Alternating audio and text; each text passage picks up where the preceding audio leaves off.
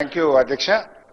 గౌరవనీయులు అంటే ముఖ్యమంత్రి గారికి పోయే ముందు పొంగులేటి గారికి కంప్లీట్ చేసి అటు వెళ్తా పెద్ద ఆయన కదా సార్. ఇప్పుడు సీతారామ ప్రాజెక్టు గురించి మాట్లాడినారు.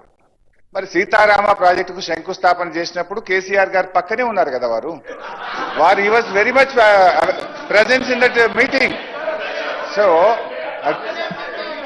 మాయ మాటలు మాయ కథ రోజుకొక డ్రామా చేసే స్వభావం కాదు. మీరు విజువల్స్ తీసుకోండి. మీరు సీతారామ ప్రాజెక్టు చేసేటప్పుడు మీ పార్టీలోనే నేను లేను. ఏం మాట్లాడుతున్నారు?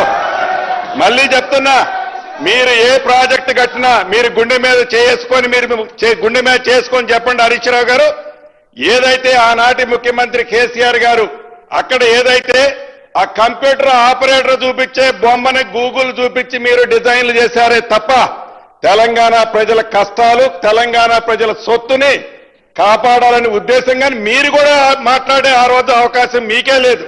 మీనాడున్న మీ పార్టీలో సీతారామ చేసేనాడు గుర్తు తెచ్చుకోండి. అపోజిషన్ లీడర్ ఉండి మీరు ఏదైతే ఖమ్మం జిల్లాలో ఫౌండేషన్ వేసేటప్పుడు రోళ్లపాడు దగ్గర నేను పార్లమెంటు సభ్యుడిగా వైఎస్ఆర్ కాంగ్రెస్ పార్టీలో ఉన్నా, గుర్తు తెచ్చుకోండి. సార్ 9 ఏళ్లు బీఆర్ఎస్ పార్టీలోనే ఉన్నారు కదా. సీతారామ ప్రాజెక్ట్ నిర్మించేటప్పుడు ఏ రోజు కూడా మీరు వ్యతిరేకించలే కదా. ఆ రోజు కూడా వ్యతిరేకించలే. ఎనీవే అయితే బీఆర్ఎస్ లో ఉంటే ఒప్పు, కాంగ్రెస్ లో పోతే తప్పైతుందా సార్? ఎనీవే ఇప్పుడు